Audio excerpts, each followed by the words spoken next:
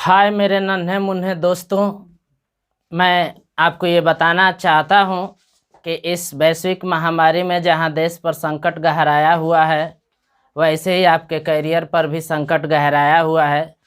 लेकिन हम लोगों ने काफ़ी मेहनत करके आप लोगों के लिए सब्जेक्ट वाइज वीडियोज बना रहे हैं और आप तक पहुंचाएंगे भी। तो आप लोग क्या कीजिएगा कि उसको लाइक कीजिएगा, शेयर कीजिएगा, कमेंट कीजिएगा और सब्सक्राइब करके बेल आइकन को भी दबा दीजिएगा, ताकि जब भी हम नई नई वीडियोज अपलोड करें उसका नोटिफिकेशन आप तक पहुंच जाए और वह वीडियो आप तुरंत देख सकें। चलिए तब हम स्टार्ट करते हैं क्लास 9th का मैथमेटिक्स सब्जेक्ट और पहले चैप्टर जिसका नाम है संख्या पद्धति, नंबर सिस्टम। तो इस चैप्टर में मैं आपको सबसे पहले संख्याओं से परिचय कराता हूं कि हमारे पास संख्याएं कितने प्रकार की हैं, ठीक है ना। तो सबसे पहले प्रकार की जो संख्याएं हैं उसको हम लोग बोलते हैं प्राकृतिक संख्याएं। प्राकृतिक संख्याएं, प्राकृतिक संख्याएं, नेचुरल नंबर्स, नेचुरल नंबर्स। अब सवाल यह है कि प्राकृतिक संख्याएं कहते किसे हैं, ये कैसे आए, ठीक है। तो जब मानव सभ्यता का विकास हुआ और मानव को ज़रूरत पड़ी वस्तुओं को गिनने के लिए, तो मानव ने सबसे पहले जिस संख्याओं को गिनने के लिए आविष्कार किया, बनाया, उस तरह की संख्याओं को ही हम बोलते हैं प्राकृतिक संख्याएं। अर्थात कह सकते हैं कि जो गिनती की संख्या है, जिससे हम वस्तुओं को गिनते हैं, उस तरह की संख्याओं को ही हम क्या बोलते हैं, प्राकृतिक संख्याएं। और प्राकृतिक संख्याओं का जो परिवार होता है, परिवार को एक गणितीय शब्द मैं समुच्चय से लिखूंगा। परिवार को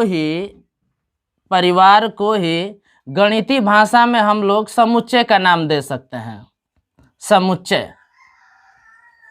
तो प्राकृतिक संख्याओं के परिवार कह लीजिए चाहे समुच्चय कहिए, गणित में हम लोग समुच्चय बोलेंगे।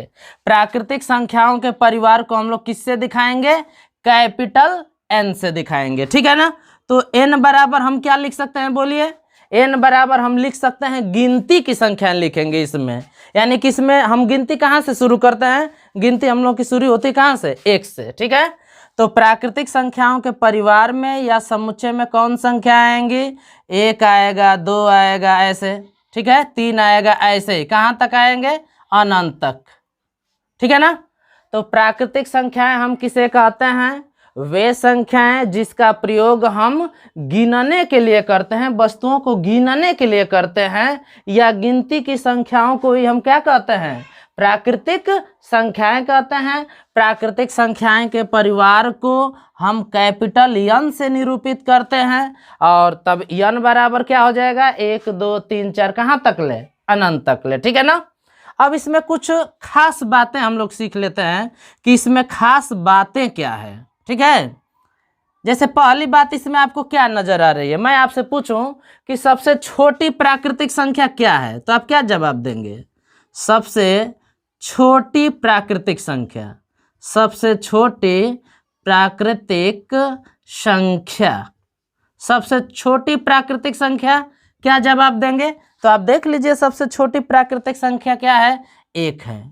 यदि मैं आपसे पूछूं, दूसरा पॉइंट, मैं आपसे पूछूं कि सबसे बड़ी प्राकृतिक संख्या आप जरा बताइए, सबसे बड़ी प्राकृतिक संख्या बताइए, सबसे बड़ी प्राकृतिक संख्या, ठीक है। सबसे बड़ी प्राकृतिक संख्या क्या है, तो आप जरा सोचिए कि सबसे बड़ी प्राकृतिक संख्या क्या हो सकती है। आप देख सकते हैं कि 1,00,000 आप कहेंगे तो 1,00,000 से बड़ा 1,00,001 हो जाएगा, चाहे आप एक महासंख्य कहेंगे तो 2 महासंख्य हो जाएगा, यदि 100 महासंख्य कहेंगे तो 101 महासंख्य। तो इस तरह से आपको अंदाजा लग रहा है कि प्राकृतिक संख्याओं के परिवार में या समुच्चय में कोई भी प्राकृतिक संख्या बड़ी नहीं है, यानी कि बड़ी प्राकृतिक संख्या का अस्तित्व नहीं है। तो आप लिख सकते हैं कि अस्तित्व नहीं है, यानी कि किसी भी कोई भी बड़ी प्राकृतिक संख्या नहीं है, अस्तित्व नहीं है, ठीक है, नहीं है। ऐसे ही मैं अगला पॉइंट आपसे पूछूं कि सबसे छोटी सम प्राकृतिक संख्या क्या है। मैं आपसे तीसरा पॉइंट ये पूछ रहा हूं कि सबसे छोटी सम प्राकृतिक संख्या क्या है। छोटी सम प्राकृतिक संख्या क्या है, तो आप क्या जवाब देंगे। अब आपको देखना है कि कौन संख्या सबसे छोटी भी है और सम कौन ऐसी संख्या है। तो आप देख सकते हैं कि सबसे छोटी संख्या 2 है, जो क्या है, सम है। एक सबसे छोटी संख्या तो है, ठीक है, लेकिन एक सम नहीं है, ठीक है ना। यहां पर पूछा गया आपसे कि सबसे छोटी सम प्राकृतिक संख्या, तो आपका जवाब हो जाएगा 2। लेकिन यही मैं आपसे पूछ दूं यही कि सबसे छोटी विषम प्राकृतिक संख्या क्या होगी, तो आप क्या जवाब देंगे। सबसे छोटी विषम प्राकृतिक संख्या, तो आप क्या जवाब देंगे। आपका जवाब होगा क्या, बताइए, 1, ठीक है ना, 1 आप लिखेंगे। तो अगला सवाल क्या बना सकते हैं हम लोग। अगला सवाल देखिए, यदि मैं आपसे पूछूं कि सबसे छोटी भाज्य संख्या क्या होगी। सबसे छोटी भाज्य प्राकृतिक संख्या बताइए, तब आपका जवाब क्या होगा। भाज्य प्राकृतिक संख्या क्या होगा, सोचिए। सबसे छोटी भाज्य प्राकृतिक संख्या क्या है, ये आपको सोचना है। तो सबसे छोटी जो भाज्य प्राकृतिक संख्या है वह है आपका 4, ठीक है। लेकिन यही मैं आपसे पूछूं कि सबसे छोटी अभाज्य प्राकृतिक संख्या क्या है। अभाज्य प्राकृतिक संख्या क्या है। अभाज्य प्राकृतिक संख्या क्या है। अभाज्य प्राकृतिक संख्या, तो सबसे छोटी अभाज्य प्राकृतिक संख्या क्या है, आपका 2 है, ठीक है ना। तो आप ऐसे तमाम सवाल समझ सकते हैं। क्या मैंने बताया आपको, सबसे छोटी प्राकृतिक संख्या क्या है, 1। सबसे बड़ी प्राकृतिक संख्या कोई नहीं है, यानी कि अस्तित्व नहीं है। किसी भी प्राकृतिक संख्या को आप बड़ा नहीं कह सकते, क्यों, क्योंकि बड़ी से बड़ी संख्याएं होती हैं। सबसे छोटी सम प्राकृतिक संख्या क्या है, 2 है। सबसे छोटी विषम प्राकृतिक संख्या क्या है, 1 है। सबसे छोटी भाज्य प्राकृतिक संख्या क्या है, 4 है। सबसे छोटी अभाज्य प्राकृतिक संख्या क्या है, 2 है, ठीक है। अब यहाँ पे कुछ नए नए शब्द आए होंगे, जैसे मान लीजिए आपका आया है सम प्राकृतिक संख्या, तो सम संख्या किसे कहते हैं।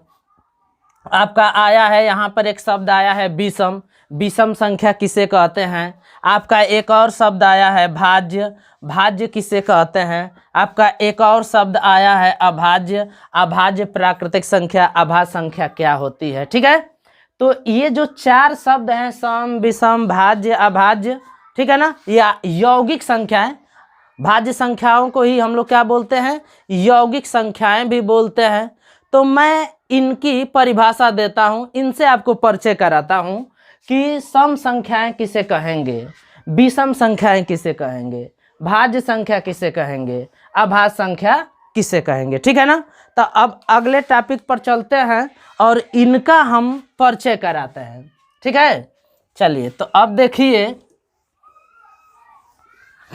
सम संख्या किसे कहते हैं। सम संख्या, सम संख्या, सम संख्या, इवन नंबर, इवन नंबर क्या होता है, इवन नंबर, सम संख्या किसे कहते हैं, ठीक है। तो मैं आपको कुछ संख्याएं लेकर बताता हूं। जैसे मान लीजिए आप ले लीजिए 10 ले लीजिए, जैसे मान लीजिए 20 ले लीजिए, 22 ले लीजिए, ठीक है। ऐसे ही 44 ले लीजिए। इधर मैं आपसे 9 ले लेता हूं, ठीक है। ऐसे ही ये मैंने लिया, ये संख्या लिया, ठीक है, ये लिया, आप ऐसे ले लीजिए, ठीक है। मैं एक तरफ ये संख्या लिया हूं, एक तरफ ये संख्या लिया हूं। जरा इसमें आप सोचिए, ये सभी जो संख्याएं हैं वह 2 से क्या हो जाएंगी, विभाजित हो जाएंगी, और ये जो संख्याएं हैं ये 2 से विभाजित नहीं होंगी, ठीक है।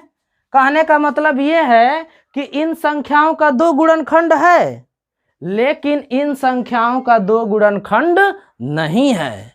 तो सम संख्याओं की परिभाषा क्या हो जाएगी?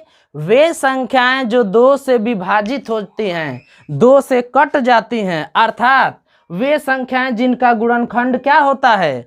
2 होता है, उसे हम क्या कहते हैं? उन्हें हम बोलते हैं सम संख्याएं। और वे संख्याएं जिनका गुणनखंड 2 नहीं होता है, जो 2 से विभाजित नहीं होती हैं, उन संख्याओं को हम क्या बोलते हैं? विषम संख्याएं बोलते हैं। विषम संख्याएं या विषम संख्या बोलते हैं, ठीक है। Odd number, odd number. तो सम संख्या किसे कहेंगे?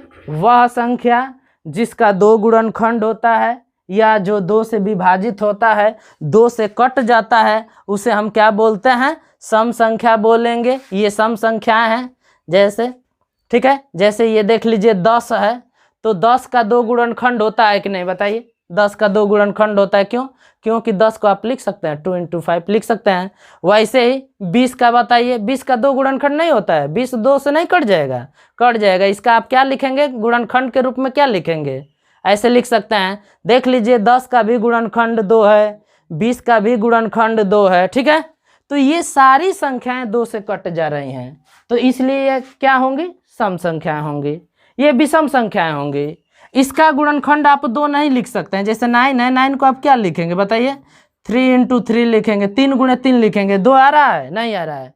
तो 9 का गुणनखंड 2 नहीं है, यानी कि 9 जो है वह 2 से विभाजित नहीं हो जा रहा है। तो इसका मतलब क्या है? ये जो भी हम संख्याएं लिखे हैं वह सब क्या हैं? बताइए। विषम संख्या है, ठीक है ना। तो विषम संख्याओं की पहचान हम आसानी से भी कर सकते हैं, बिना भाग दिए, बिना गुणनखंड को देखे ही हम बता सकते हैं कि कौन संख्या सम है, कौन संख्या विषम है, ठीक है ना। तो इसके लिए हम एक आइडिया लगाते हैं। आप क्या कीजिए कि इकाई का अंक देखिए, ठीक है।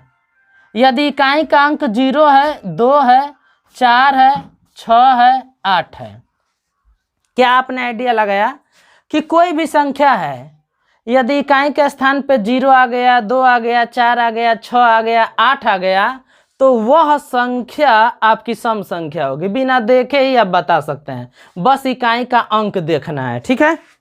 वैसे ही यदि इकाई के स्थान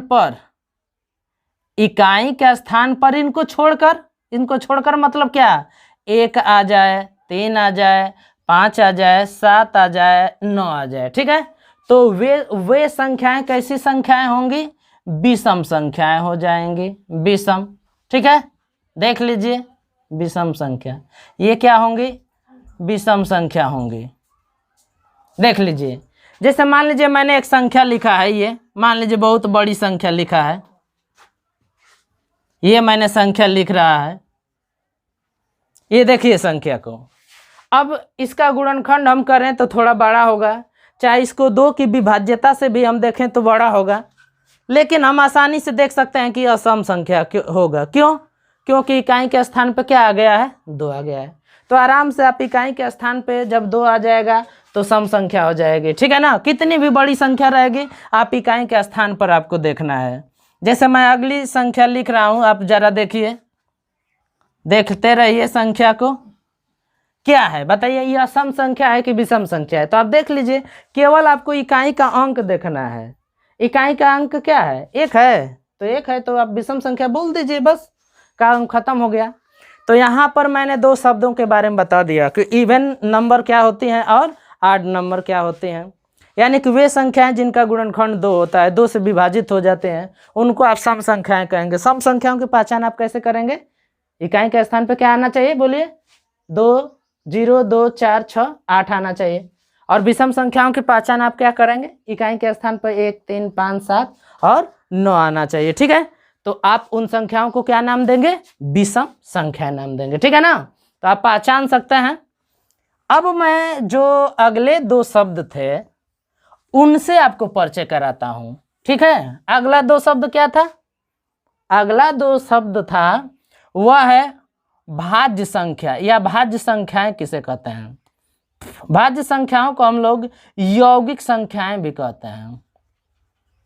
ठीक है, यौगिक संख्याएं, ठीक है, यौगिक संख्या यानी कि कंपोजिट नंबर, कंपोजिट नंबर। और दूसरी तरफ क्या मैंने बताया था, बोलिए? अभाज्य संख्या मैंने बताया था। दूसरी तरफ अभाज्य संख्या, ठीक है। अभाज्य संख्या क्या होती है? प्राइम नंबर इनको बोलते हैं, प्राइम नंबर, प्राइम नंबर। चलिए तो अब हम पढ़ते हैं कि आखिर भाज्य संख्या किसे कहेंगे, यौगिक संख्या किसे कहेंगे, अभाज्य संख्या किसे कहेंगे, प्राइम नंबर किसे कहेंगे, ठीक है ना। तो मैं आपको कुछ संख्याएं लेता हूं और उसमें आप कुछ खास बात ढूंढिए। जैसे मैंने लिया 4 लिया, 6 लिया, 9 लिया, 10 लिया, जैसे बहुत सारी मैं ले सकता हूं। और जैसे मैंने लिया 2 लिया, 3 लिया, 5 लिया, 7 लिया, ठीक है। और मैं लिया 11, ऐसे ही 13 लिया, 19 लिया, ठीक है। जरा इस ग्रुप को देखें, ये जो संख्याओं का ग्रुप मैंने लिया है इसको आप देखिए, और ये जो संख्याओं का मैंने ग्रुप लिया है इसको आप जरा देखिए। इसमें कुछ खास बात ढूंढिए। खास बात क्या आपको नजर आ रही है? कुछ आप पकड़ पा रहे हैं? कोई गुण आपको नजर आ रहा है कि इसमें क्या डिफरेंस है, क्या गुण है, ठीक है। चलिए, यदि पकड़ ले रहे हैं तो ठीक है, नहीं तो मैं बताता हूं। देखिए, 4 का आप फैक्टर कीजिए, 4 का गुणनखंड क्या क्या होंगे ये बताइए। तो गुणनखंड मतलब क्या होता है? गुणनखंड मतलब अभी अभी मैंने बोला है, गुणनखंड। गुणनखंड किसे कहेंगे बताइए? फैक्टर। फैक्टर किसे कहते हैं, बोलिए भाई? गुणनखंड क्या होता है, कहते किसे हैं? गुणनखंड का मतलब क्या है, ठीक है। गुणनखंड को हम भाजक भी कहते हैं, ठीक है। तो गुणनखंड को हम लोगों ने एक और नाम दिया है, क्या? भाजक। तो गुणनखंड क्या होता है, इस शब्द को हम लोग समझ जाएं तो कोई संख्या जिन जिन संख्याओं से विभाजित हो जाती है, पूरी तरह से कट जाती है। कोई संख्या जिन जिन संख्याओं से कट जाती है, ठीक है। कोई संख्या जिन जिन संख्याओं से कट जाती है, उन संख्याओं को हम गुणनखंड कहते हैं या पूर्णतः भाजक यानी कि भाजक बोलते हैं, ठीक है ना। जैसे मान लीजिए 16 है, तो 16 किससे किससे कट जाएगा बताइए? 16 आप देख लीजिए, 1 से कट जाएगा पूरी तरह से, 2 से कट जाएगा, 4 से कट जाएगा, ठीक है, 8 से कट जाएगा, 16 से कट जाएगा। तो 16 का गुणनखंड या भाजक क्या क्या होगा? 1 होगा, 2 होगा, 4 होगा, 8 होगा और क्या होगा? 16 होगा, ठीक है ना। तो गुणनखंड का मतलब क्या होता है? कोई संख्या जिन जिन संख्याओं से कट जाती है, उन संख्याओं को हम उस संख्या का क्या कहते हैं? गुणनखंड कहते हैं, भाजक कहते हैं। तो अब आप मुझे बताइए 4 का गुणनखंड क्या क्या होगा बताइए? 4 किससे किससे कट जाएगा? 1 से कटेगा, 2 से कटेगा और किससे? 4 से। ऐसे ही 6 का बताइए, 6 किससे किससे कटेगा? 1 से कटेगा, 2 से कटेगा और 3 से कटेगा। ऐसे ही आप 9 का बताइए जरा, 1 से कटेगा, 3 से कटेगा और 9 से। ऐसे ही मुझे 16 का बता दीजिए, 16 किससे कटेगा? 1 से, 2 से, लिखा भी है, 4 से, 8 से और किससे? 16 से, ठीक है ना। अब इधर बताइए, इसका 2 का गुणनखंड बताइए। 1 से कटेगा और 2 से, 2 माने अपने आप से कटेगा। 3 का बताइए, 1 से कटेगा और किससे कटेगा? 3 से। ऐसे ही 5 का बताइए, 1 से कटेगा, 5 से बताइए, ठीक है ना। 7 का बता दीजिए जरा, 1 से कटेगा और किससे? 7 से, ठीक है ना। तो आप दोनों ग्रुप को देखते रहिएगा। अब मैं जो बताने वाला हूं वो देखिए। ये जो मैंने ग्रुप लिया है, संख्याओं का ग्रुप, इसमें जो संख्याएं मैंने लिया है उनमें जो गुणनखंड हैं वह एक और अपने आप के अलावा भी कोई संख्या है, ठीक है। जैसे 16 है तो 16 1 से कट ही रहा है, अपने आप से भी कट रहा है, इसके अलावे अन्य संख्याओं से भी कट रहा है। 9 है तो 1 से कट रहा है, 9 से कट रहा है, इसके अलावा अन्य संख्याओं से भी कट रहा है। वैसे ही 6 1 है और इसका गुणनखंड और भी एक होगा 6, ठीक है ना। तो 1 से भी कटेगा और 6 से भी कटेगा, इसके अलावा और किससे कट रहा है, 2 और 3 से कट रहा है। ठीक है, तो इस तरह की जो संख्याएं होती है उसका नाम हम लोग क्या दिए हैं, भाज्य संख्या नाम दिए हैं या यौगिक संख्या नाम दिए हैं। ठीक है, तो आप परिभाषा बता सकते हैं उसके आधार पर, क्या बोल सकते हैं, बोलिए, बताइए परिभाषा, सोचिए। वे संख्याएं जो 1 से कटती हैं, 1 से डिवाइड होती हैं और अपने आप से डिवाइड होती हैं, इसके अलावा अन्य किसी तीसरी संख्या से डिवाइड होती हैं, विभाजित होती हैं, तो उस तरह की संख्याओं को हम क्या बोलते हैं, भाज्य संख्या बोलते हैं, या फिर क्या बोलते हैं, यौगिक संख्या। तो क्या मैंने बताया, भाज्य संख्या या यौगिक संख्या किसे कहते हैं, वे संख्याएं, ठीक है, जो 1 के अलावा, अपने आप के अलावा अन्य किसी तीसरी संख्या से भी विभाजित होती हैं, उस तरह की संख्याओं को, उन तरह की संख्याओं को हम भाज्य संख्या या यौगिक संख्या कहते हैं। ठीक है, या फिर ऐसे कह सकते हैं कि वे संख्याएं जिनके 2 से अधिक गुणनखंड होते हैं। देख लीजिए, कोई भी आप संख्या लेंगे ना, भाज्य संख्या, तो उसमें 2 से अधिक गुणनखंड होते हैं। तो आप ऐसे भी बता सकते हैं कि वे संख्याएं जिनमें 2 से अधिक गुणनखंड होते हैं, उस तरह की संख्याओं को आप क्या नाम दिए हैं, भाज्य संख्या, या फिर क्या दिए हैं, यौगिक संख्या। ठीक है, अब अभाज्य संख्या आप बता सकते हैं। देख लीजिए, अभाज्य संख्या में बहुत खास बात है, बहुत अच्छी बात नजर आपको आ रही है कि इसमें जो गुणनखंडों की संख्या है केवल और केवल 2 है, ना 2 से कम है ना 2 से अधिक है। केवल और केवल माने, केवल और केवल माने 2, केवल 2, ना 2 से अधिक ना 2 से कम, इसको बोलते हैं केवल और केवल। ठीक है ना, 2। तो चलिए, तो अभाज्य संख्याएं किसे कहते हैं, बताइए, वे संख्याएं जिनके कम से कम 2 गुणनखंड हो, केवल 2 ही गुणनखंड हो, 2 से ना अधिक हो ना 2 से कम हो। ठीक है, तो उस तरह की संख्याओं को हम क्या बोलते हैं, अभाज्य संख्या बोलते हैं। यहाँ पे आप ध्यान दे दीजिएगा, आप ऐसे भी बोल सकते हैं परिभाषा कि वह संख्या जो 1 से कटे और अपने आप से कटे। देख लीजिए, सब संख्याओं को देखिए, 5 है तो किससे कट रहा है, 1 से कट रहा है और किससे, अपने आप से कट रहा है, स्वयं से कट रहा है।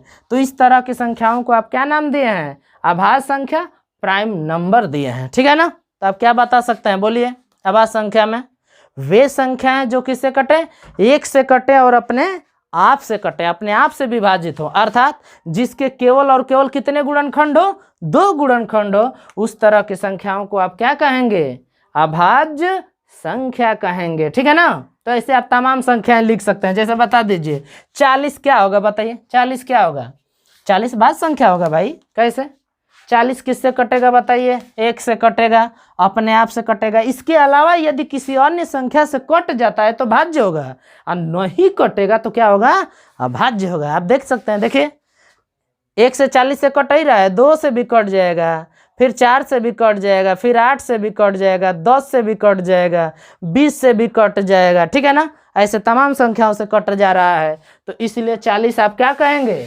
भाज्य या यौगिक संख्या कहेंगे। चलिए बता दीजिए 37 क्या है, बताइए तो 37 क्या है, बताइए 37, आप सोचिए 37 1 से कटेगा, ना 2 से कट रहा है, ना 3 से, ना 4 से, ना 5 से, ना 6 से, 10 से, ना 11 से कटेगा, ना 36 से कटेगा, कटेगा कटेगा केवल और केवल 37 से। तो देख लीजिए, यह संख्या क्या हो रही है, 1 से डिवाइड हो रही है और अपने आप से डिवाइड हो रही है, तो इसलिए यह क्या होगी, बताइए, अभाज्य संख्या होगी। ठीक है, चलिए अब जो अगला चीज है वो मैं आपको पढ़ाने जा रहा हूं। एक और चीज मैं इसमें बता देता हूं, सह अभाज्य संख्या में बता देता हूं। सह अभाज्य संख्याएं, सह अभाज्य संख्याएं क्या होती हैं, सह अभाज्य अभाज्य संख्याएं क्या होती हैं, संख्याएं, अभाज्य संख्याएं, को प्राइम नंबर, को प्राइम नंबर, को प्राइम नंबर, नंबर, को प्राइम नंबर। चलिए बताइए, सह अभाज्य संख्याएं, को प्राइम नंबर, इसमें एक शब्द आ गया है सह, सह मतलब क्या होता है? साथ, ठीक है। और साथ कब बनेगा? साथ कब? जब दो लोग रहेंगे तब, ठीक है ना। तो यहाँ पर अब हम दो संख्याओं को लेकर चर्चा करेंगे। जैसे मैं आपको दो संख्याएं लेकर चर्चा कर रहा हूँ, एक मैंने 9 लिया है, एक मैंने 16 लिया है। ये मैंने लिया है, एक मैं लिया हूँ 4 और एक मैंने लिया है 16, ठीक है ना। चलिए देख लीजिए, एक तरफ मैंने लिया है 9 और 16 और एक तरफ मैंने लिया है क्या? 4 और 16। जरा सोचिए एक बात, गुणनखंड कीजिए। 9 को क्या लिखेंगे? 1 गुणे 3 गुणे 3। 16 को क्या लिखेंगे बोलिए? 1 गुणे 2 गुणे 2 गुणे 2 गुणे 2। इधर भी कर लीजिए, 1 गुणे 2 गुणे 2। 16 का 1 गुणे 2 गुणे 2 गुणे 2 गुणे 2, ठीक है। जरा मौसा निकालिए, मौसा की यहाँ पे बात होगी। अब मौसा क्या होता है फिर कभी हम लोग पढ़ेंगे, ठीक है। चूंकि आप 9th में हैं तो इसलिए मुझे उम्मीद है कि आप मौसा के बारे में जानते होंगे, क्या होता है, कैसे निकाला जाता है। मौसा बताइए क्या होगा? मौसा, मौसा माने कामन गुणनखंड देखते हैं। कामन गुणनखंड क्या है बताइए? 1 है। तो 9 और 16 का मौसा क्या हो जाएगा? 1। इसमें मौसा बताइए, मौसा माने वही कामन गुणनखंड बताइए भाई। 1 हो गया, ये देखिए ये कामन गुणनखंड, ये कामन गुणनखंड हुआ और ये कामन गुणनखंड हुआ, ठीक है। मौसा कितना हुआ? 4। यहाँ पे मौसा कितना है? 1। तो जिनका मौसा 1 होते हैं उस तरह की संख्याओं को हम क्या बोलते हैं? सह अभाज्य संख्याएं। तो यहाँ पे क्या बात आपको नजर आ रही है, ठीक है। सह अभाज्य संख्याएं किसे कहते हैं? वे संख्याएं जिनका मौसा 1 होता है, वे दो संख्याएं जिनका मौसा क्या होता है?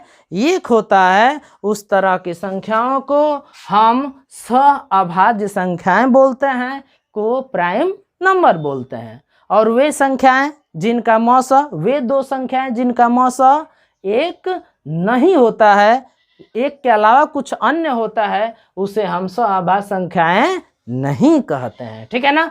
तो सह अभाज्य संख्या और बता सकते हैं, बोलिए बताइए। 4 और 5 इनका मौसा निकालेंगे तो क्या होगा? 1 होगा। तो 4 और 5 भी क्या है? सह अभाज्य संख्याएं हैं, ठीक है ना।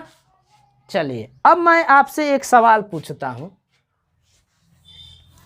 अब मैं जो सवाल पूछ रहा हूं काफी बढ़िया सवाल है, सोचना भी है, तो आप सोचिएगा उसके बाद जवाब दीजिएगा। चलिए मैं आपसे पूछ रहा हूं कि एक भाज्य संख्या है या फिर अभाज्य? एक भाज्य संख्या है या अभाज्य संख्या, ये मुझे बताना है, सोचना भी है। अब सवाल ये है कि एक को हम भाज्य कब कहेंगे, एक को अभाज्य कब कहेंगे। एक को भाज्य कहेंगे तो क्यों, अभाज्य कहेंगे तो क्यों, ये हमें सोचना है। चलिए तो देखते हैं कि एक को भाज्य कहेंगे कि अभाज्य कहेंगे। पहले 1 का हम गुणनखंड देखते हैं कि क्या होगा। 1 का गुणनखंड क्या होगा, ठीक है। तो 1 का गुणनखंड 1 ही होगा, केवल 1 ही होगा, 1 के अलावा और कुछ नहीं है। बताइए तो क्या भाज्य हो सकता है? नहीं, भाज्य नहीं हो सकता है। क्यों? क्योंकि आप भाज्य के बारे में पढ़े हैं कि भाज्य संख्याओं का 2 से अधिक गुणनखंड होता है। तो इसका 2 से अधिक का 2 से कम है, तो भाज्य कहाँ से कहेंगे? भाज्य संख्या नहीं कहेंगे, भाज्य संख्या नहीं कहेंगे, ठीक है ना। भाज्य संख्या नहीं कहेंगे। अब देखते हैं कि अभाज्य संख्या कहेंगे कि नहीं कहेंगे। एक को अभाज्य संख्या कहेंगे। अभाज्य संख्या की परिभाषा मैंने क्या दिया है बताइए।